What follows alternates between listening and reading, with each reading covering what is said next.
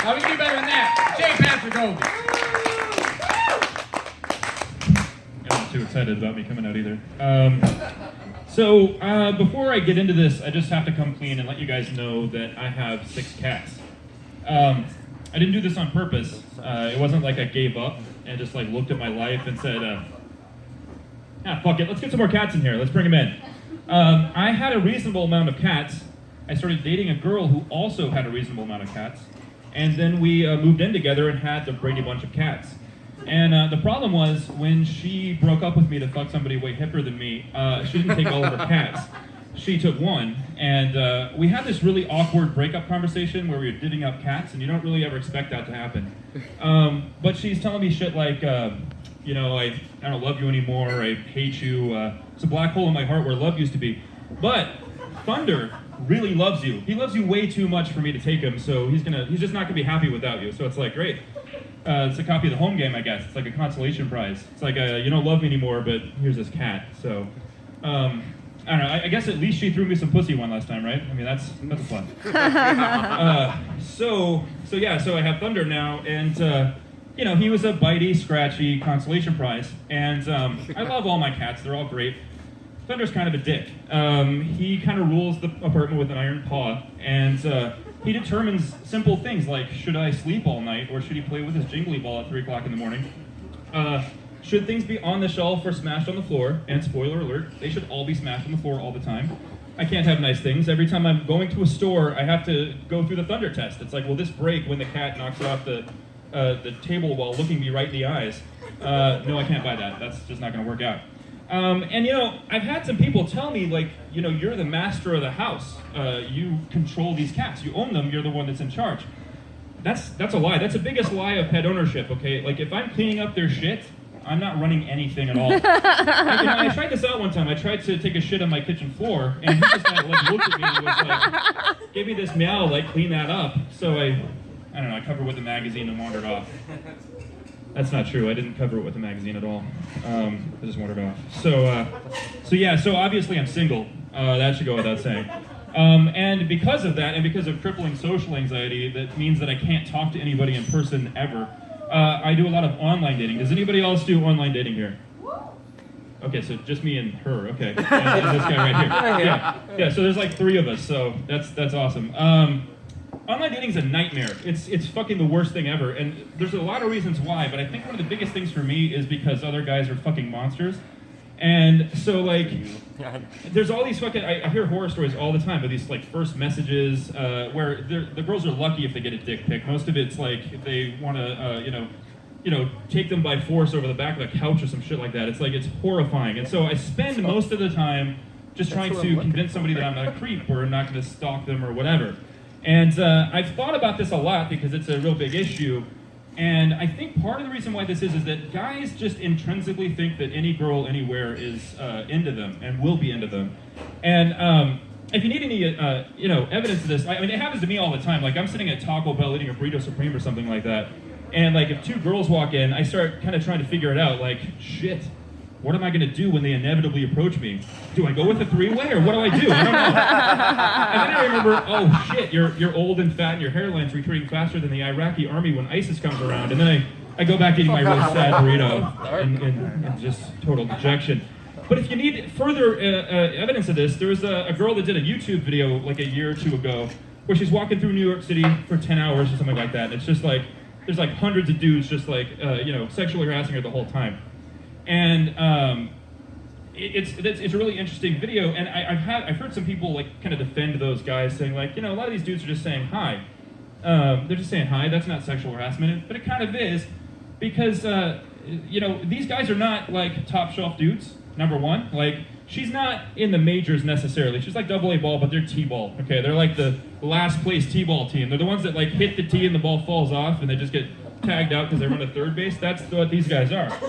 And so they're throwing out this high stuff, and I'm sorry, high does equal kind of sexual harassment at this point, because, I mean, I don't know, as a guy, I never say hi to anybody. I'll dive in the fucking bushes if my grandma's walking down the road, and I love my grandma, I just don't want to say hi to her, And the thing is, like, guys would not be doing this to other dudes. If you want evidence of that, the guy who was videotaping this, he had a hidden camera in his backpack, no dude's saying hi to that dude at all. He's like a ghost. He might as well just not exist, but they're like saying hi to this girl.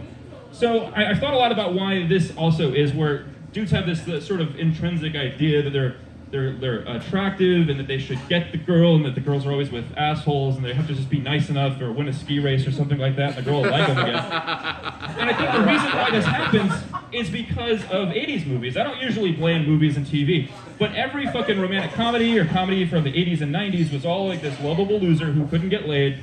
The girl that he wants is with some asshole. He just has to prove his love to her or some shit like that, right? And I think the problem is that the guys are writing the movies because they want this to happen. It's like wish fulfillment or whatever. Because like, no woman would ever write Revenge of the Nerds, for instance. Okay, because I mean, no woman's gonna write the resolution where the hero gets the girl through mouth rape in a jumpy castle. That doesn't happen. It's not cool. I don't care if you're wearing a Darth Vader mask or not. It's not okay. No woman's ever gonna fucking be with that. So. What's more horrifying than these dudes, though, I think, is that when I started like paying attention to some of the profiles and whatnot, I started seeing that girls have lists about who can contact them and what you can say to them and all that kind of stuff. And at first, I kind of thought that was fucked up. I was like, who do they think they are writing lists? Like to determine who can talk to them. But then I read the lists, and the lists are like must have job, must not live with parents, must have car, must not be incarcerated. And it's like, holy fucking shit. Who has the balls to date while you're incarcerated? Like, that doesn't make any sense to me at all. More horrifying than that, though, is that these dudes, the girls wouldn't have to have that list if it didn't work to a certain degree. So, like, these girls went out with this guy, they got burned, so now they got the list. It's sort of like warning labels, like it always means it's happened to somebody, you know? And so that freaks me out, because there's women out there that have such low expectations that they're going to be going out with these dudes, and I start really worrying about the DNA passed on with those kind of couplings, right? Like, I really hope the girls are really into anal at that point. That's all I can hope for, because I just really don't want to see the biological outcome of what they're doing. And I really think that we should see a shift in sex education away from abstinence only to anal only, because we have a real problem with reproduction in this country, that sort of thing. And it's like, a lot of people will say, like, you know, anal is like really uncomfortable and humiliating and hurts a little bit, but so do kids, right? And I mean, with anal, you have to deal with way less poop in the long run. So it's really the best way. So, you know, and the thing with me is it's like I'm the worst in the world. I'm not a good catch at all. Aside from the 6 cats, you know, I'm just not great in relationships. I get into like bullshit arguments about stupid shit, like, you know, the girl will ask me, what are you thinking about? And I'll be like, oh, I'm not thinking about anything at all. Just staring off into the middle distance, you know. She's like, well, obviously you're concentrating on something. What are you thinking about? I'll just be like, no, I'm not. And it'll become this argument, because in her mind, I'm denying it so much, she thinks it's something awful. Like, I'm thinking like, man, I wonder if I could rope her mom and her sister into a 3-way and then get her dad to tape it for resale. And so that's awful, but what I'm really thinking of is like, I wonder if, what would happen if Samus Aran from Metroid were to go up against Boba Fett from Empire Strikes Back. Samus has that ice beam, and that's really hard, but, I mean, Boba Fett has a jetpack, but then Han was able to knock him into the fucking Sarlacc pit when he was blind, so I don't know. Or I think about, like, you know, like jungle cats, like lions and tigers, they're just really big cats. So if my cats were larger, they'd kill me. You know, that's the shit that I'm thinking about. But we get into this big argument about it, and then there's no sex, because there's no makeup sex, because she's busy fucking other people, having makeup sex with them. And I'm just left by myself with my hand and my regret. And so, at this point in my life, I've just kind of straight up given up on monogamy, because I just don't think it works. I think way too much emphasis is put on it. It's just this really hard thing. I'm going to tell you guys a story about why monogamy is stupid. And it's not going to sound anything like I'm talking about monogamy, but I am. It'll come around. So, I have been doing paranormal investigation for the past 20 years. This is another reason why I'm single. So, but I've written books about it. My writing partner and I have written 4 books about it. We used to do investigations at people's homes and businesses and stuff like that.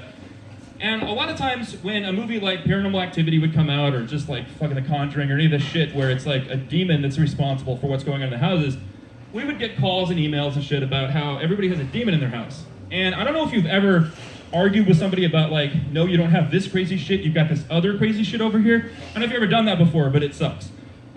We had to stop doing home investigations because we had this one place that wanted us to investigate their basement. It was like this murder torture basement, and all the locks were on the outside. And we were like, listen, we don't like rubbing the lotion on our skin or getting the hose again. So we're gonna pass. We're gonna just not do this. But yeah, so we get these demon things all the time, and I would get these emails from people saying that their house was plagued by a demon. And first of all, I just think that's ridiculous on its face. Why would a demon, if it existed, which it doesn't, but if it did, why would a demon be like knocking shit over, opening cabinets, doing stuff like that? I can't imagine what the marching orders in hell would be like. It's like the devil would just be like, what are your plans to destroy the faithful? Well, I'm gonna knock over that cabinet over there, I'm gonna open that up, knock some toilet paper on the floor, and I'm gonna write my name in ketchup on the table. God damn it. I can't imagine that's gonna go well.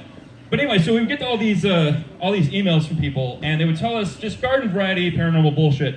But one thing that would always happen, it was always women that would tell this story, and it happened dozens of times.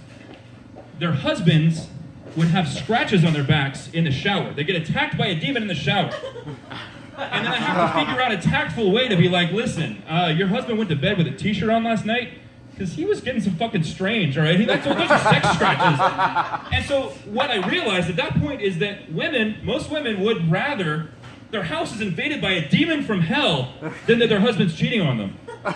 So I think that's why monogamy kind of stupid. So I'm going to end on that, you guys. And thanks for having me.